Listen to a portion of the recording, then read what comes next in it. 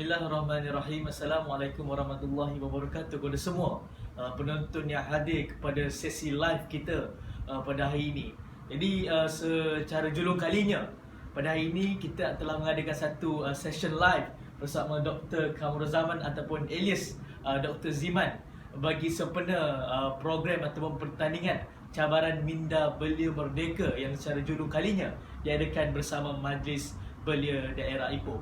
Jadi pada permulaannya pertandingan ini bersama Majlis Belia Daerah Ipoh juga Guli, College Teknologi Midas bersama pelbagai lagi anjuran bersama kita dalam program kali ini ingin kita memberi satu impak untuk implikasi kepada anak muda untuk sentiasa mencabar minda mereka. Oleh itu, doktor, kita kata doktor kan, handsome kan ni, Dr. Kamruzaman, Dr. Ziman. Siapa yang tak kenal tu tak sah, kena kenal baru betul cara dia. Jadi secara mendalami kita punya program ataupun sesi live kita pada hari ini, jadi kita orang kata apa, al-muqaddimah sikit pada hari ini. Jadi boleh doktor terangkan sikit bagaimanakah latar penubuhan ataupun idea tercetusnya penubuhan Guli ni? Boleh doktor jelaskan? Assalamualaikum warahmatullahi wabarakatuh. Terima kasih Adik Haikal. Guli ni adalah hasil daripada pengalaman hidup. Pengalaman ni kalau kita nak cerita, I'm already 62 this year. So it's about pengalaman saya sebagai seorang guru, sebagai seorang pensyarah, sebagai seorang ahli korporat, sebagai seorang perawat. Apa yang saya perhatikan dalam kehidupan ini, benda yang berulang-ulang, that is a pattern yang berulang-ulang ini adalah ilmu, pengalaman yang digunakan untuk menyelesaikan masalah. Kita sebut penyelesaian masalah mudah. Kita nak sebut tentang kemahiran mudah. Tetapi masalah utamanya adalah dari segi implementasi, aplikasi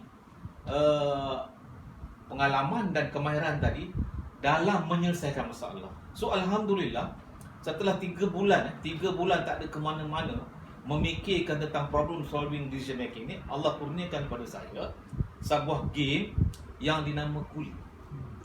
Orang tanya kepada saya, mengapa Guli? Simple saja.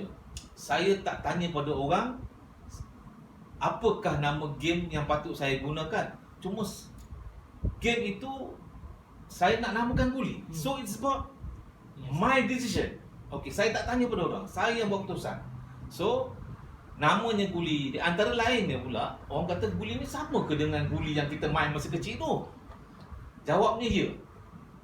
Dalam kehidupan kita ni, setiap benda yang kita buat ni ada matlamat, ada tuju. Kita main Guli, kita menuju sesuatu. Jadi nak guna juga nama tu, saya ubahlah dia punya ejaan kepada G-O-O-L-E-E.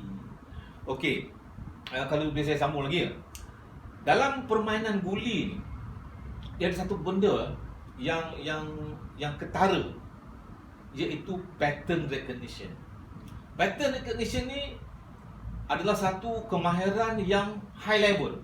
Dia boleh sebut saja. Contohnya kata datuk nenek kita, sekilas ikan di air telah ku tahu jantan betina. Senang kita dengar, senang kita sebut. Tapi mari kita pergi ke pasar, kita tengok ikan di atas meja tu. Ada ikan yang kita tak kenal. Jadi dari mana datang sekilas ikan di air?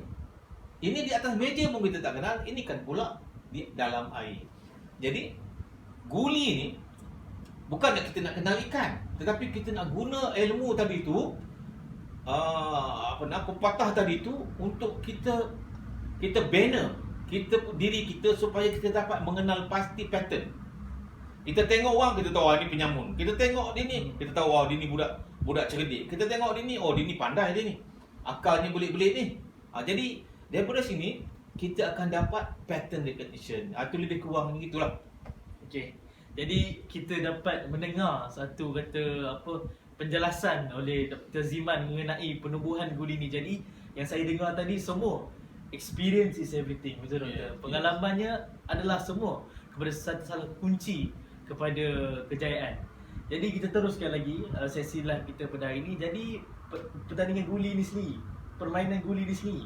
Kat luar cakap, orang cakap susah lah, mencabar lah, stres lah. Jadi pandangan doktor dengan komen-komen yang kata susah lah, mencabar lah, apa pandangan doktor mengenai guli di sini? Macam mana cara dia ataupun kita kata teknik untuk betul-betul kita mendapatkan, orang kata apa, teknik terbaik untuk menyelesaikan masalah dalam permainan guli ini? Boleh doktor jelaskan? Okey, soalan menarik tu. Kalau kita tengok respon yang kita dapat, feedback yang kita dapat daripada dulu sampai kepada hari ini, ramai mengatakan game ni susah. Susah. Tetapi dia sambung dia punya feedback tu, susah mula kata dia. Bila dia dapat cara main, jadi mudah. Dan bila dapat cara main dengan mudah tu, dia tak mau stop. Dia dah jadi addict kata dia orang. Jadi kita tak nak jadikan game ni sebagai satu benda yang jadi addiction. Perkataan yang kita guna dalam game guli ni adalah habitualization, iaitu mentabiatkan. Jadi apa yang kita tabiatkan? Kita nak tabiat tadi susah tadi. Memang susah. Apa saja game puzzle mulanya susah. Dia tidak ada game puzzle yang tiba-tiba you score the highest point ke, tak ada. No such thing as that. Jadi sama tak dengan kehidupan kita? Kita lahir di dunia ni bukan terus berlari.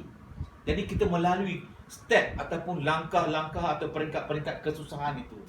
Jadi game ini kalau kita tengok tadi tu kalau kita tengok dalam ni learning the fun way. Learning the fun way ni sama dengan apa yang kita nak players alami. Treat it as a fun, as a thing, as a tool to enjoy. Jadi bila kita nak enjoy, susah pun jadi senang. So, itu yang kita jumpa kalau pergi pada kita punya IG, pada Facebook, you tengok remarks. Mulanya dengan tepuk kepala, susah nak main. Bila dah dapat dia jadi begini. So benda tu kita mahu pengguna, players ni mengalami semua ni. Dan benda ni dia masuk dalam subconscious mind. So again, susah peringkat awal. Lama-lama dia jadi senang, lama-lama dia tak nak tinggalkan guli.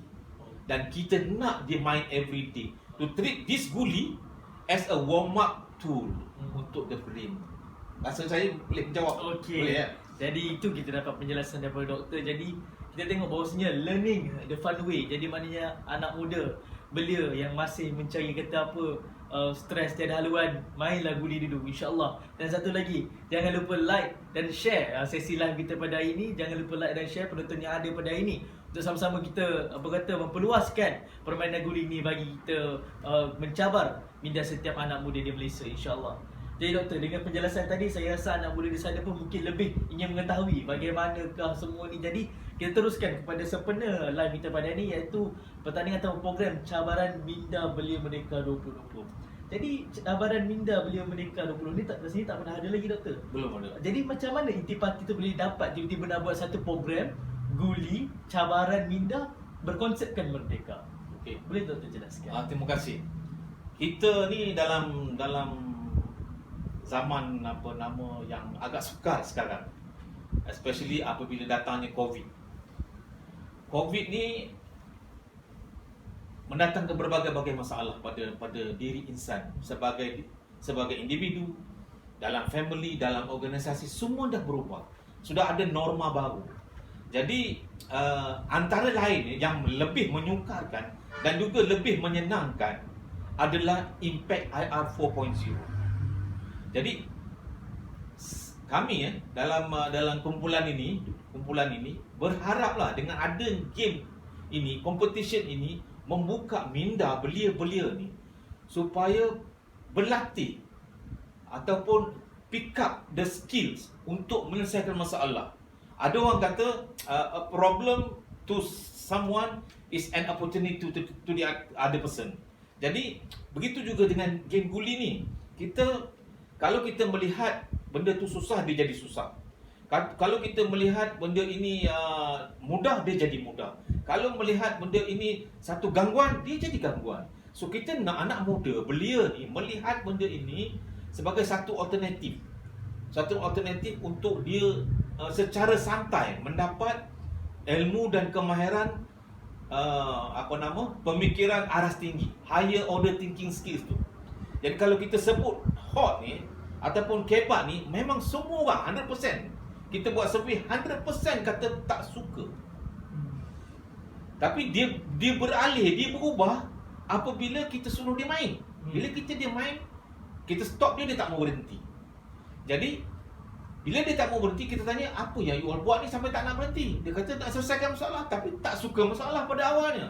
So, yang kita harapkan adalah belia-belia ni cubalah, tolonglah broaden your mind, buka minda untuk jadi pemikir yang baik.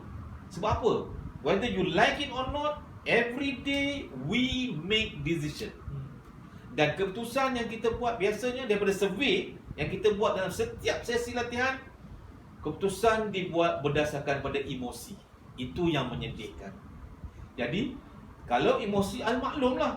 Contohnya kan, kita memandu kereta, contohnya kan, ada orang potong sayur, ramai orang sekarang kan potong sayur.